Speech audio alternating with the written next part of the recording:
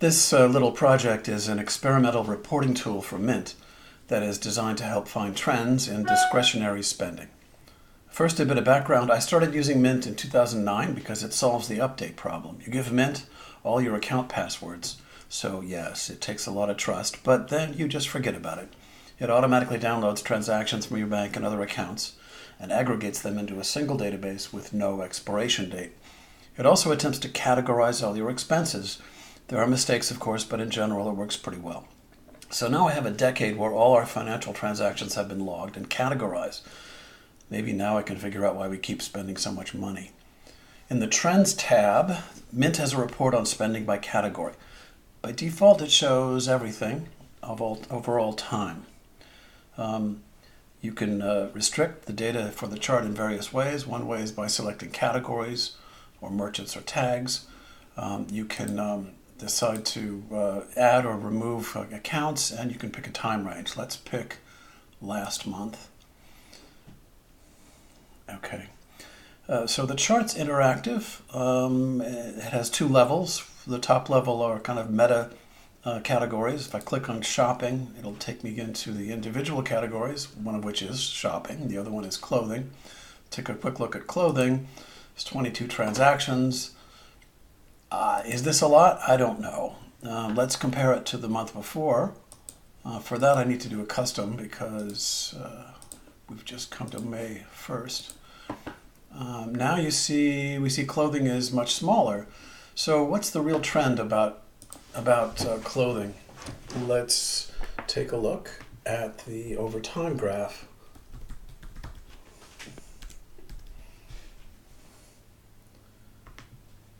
And go over all time again. Okay, so here we see a very clear pattern. There are these spikes. December. There's November and December, two months that add up. October, December.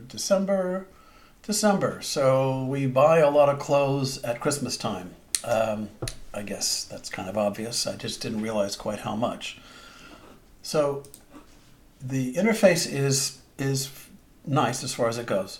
The problem I have is here with the categories. I really don't want to select a category to show. I want to remove some categories. Why is that?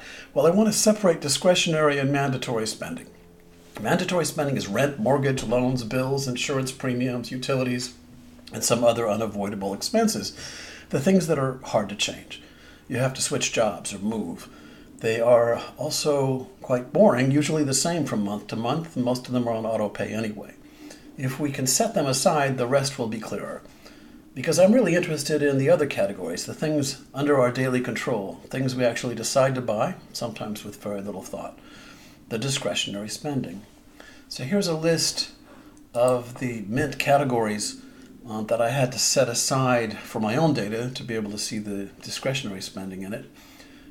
What I want here is really just a none option to say these are categories I don't want, or a drop down like the one for accounts that would list the categories and let me select them once I want. If Mint had that feature, I would not have bothered to do this work. But I did, and so here's my new experimental interface.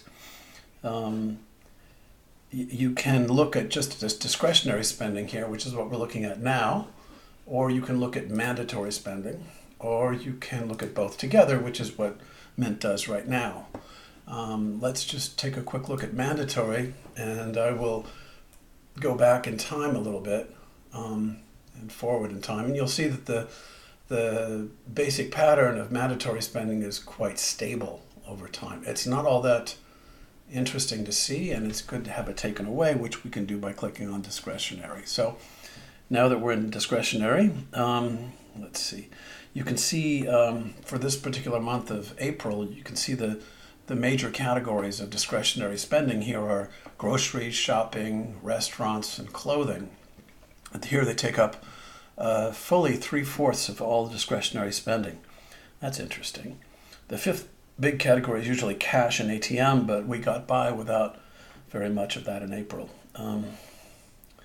So the interface lets you move easily from month to month. You can use these buttons here to go back. It's pretty quick. Or you can use the arrow keys to jump back with a single click on a key. You can also jump to any random spot in time. These are all the months that I have covered. You can go back to 2011. You hover over it for it to tell you where it's going to go to. Okay. On the right over here, let's go back to now. On the right is the detailed transactions behind each aggregate amount that you see in the graph. There's no pop-up as there is in Mint, so there's no need to lose your context in an effort to understand it. You can see the graph and the detail behind it on the same page. It's just there. The stacked bar chart in the middle needs some explanation. It gives some information that's missing from the pie chart. The problem with pie charts is that although they did a good job of showing the distribution in percentages of a whole, they really can't tell you anything about the whole itself. All pie charts basically look alike. So the bar in the middle complements the pie chart by showing the absolute dollar value in each category. The height of that bar chart tells you how much discretionary spending was happening that month. It prevents a certain kind of misunderstanding that can happen when a smaller expense is shown as a larger slice of pie, but only because the overall spending is down. Finally, you already saw that you can use the left and right arrow keys to go to previous or next through the month. The up and down keys are also hooked up and they take you to different categories. So here we are in shopping. I can go down to restaurants and clothing just by clicking the arrow keys. So the idea is you can browse all of the pages here. There are 7,412 of them without a mouse. So let's take a look at some recent months. April had 2 birthdays, so there's a lot of spending on clothes there.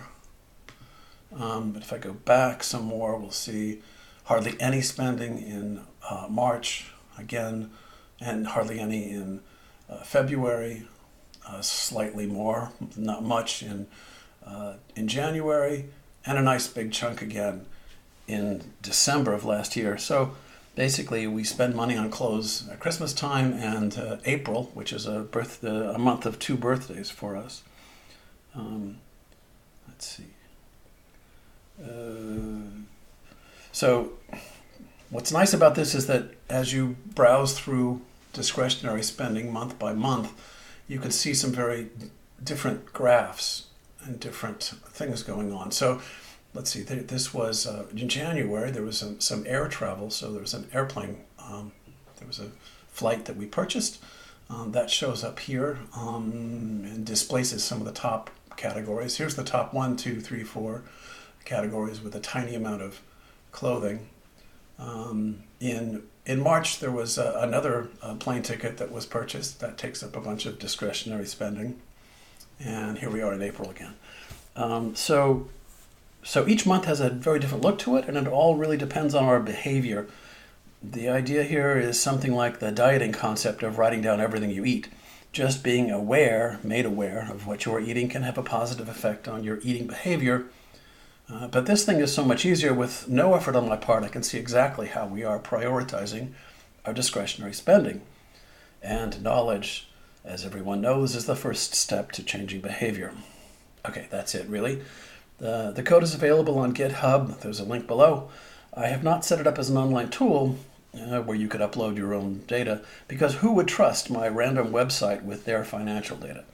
If you can work with React and SQL, feel free to grab the code. It's lightweight, only a week's worth.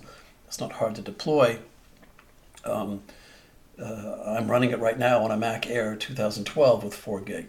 If you're not a developer, you'll have to hope somebody from Intuit sees this video and decides to implement the feature.